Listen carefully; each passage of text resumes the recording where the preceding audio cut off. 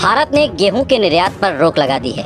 ऐसा सरकार ने इसलिए किया है ताकि देश में गेहूं का संकट न खड़ा हो, साथ ही देश में बढ़ रही गेहूं और आटे की बढ़ती कीमत को काबू में किया जा सके। हालांकि भारत के इस फैसले की आलोचना हो रही है। गेहूं के निर्यात पर रोक लगाने से अमेरिका चिढ़ गया है। जर्मनी में हुई G7 देशों की मीटिंग में अमेरिका के कृषि सचिव टॉम विल्सैक ने कहा कि गेहूं तक पहुंच को बाधित कर रहा है। उन्होंने इसे गलत समय में गलत कदम बताया है। विल्सैक ने कहा कि हमें एक ऐसे बाजार की ज़रूरत है जो ज़रूरतमंद लोगों तक सामान पहुंचाने में मदद करे। अब भले ही अमेरिका भारत के इस फैसले पर नाराज़गी जाहिर करे, लेकिन क्या आप जानते हैं कि एक वक्त ऐसा भी था जब अमेरिका गेहूं के लिए भारत को धमकाता था। तब भारत गेहूं के लिए अमेरिका पर निर्भर हुआ करता था।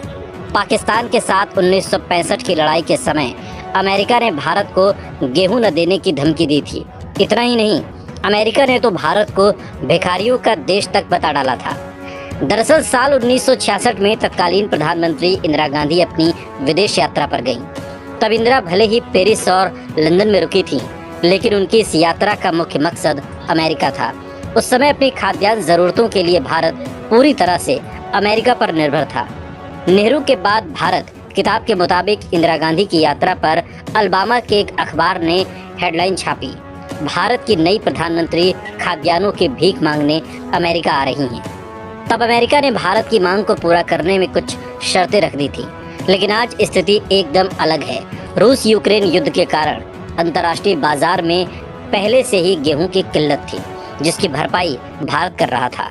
गेहूं निर्यात पर रोक के भारत के फैसले पर संयुक्त राष्ट्र में अमेरिकी राजदूत लिंडा थॉमस ग्रीनफील्ड ने कहा कि इससे भोजन की कमी और बढ़ जाएगी।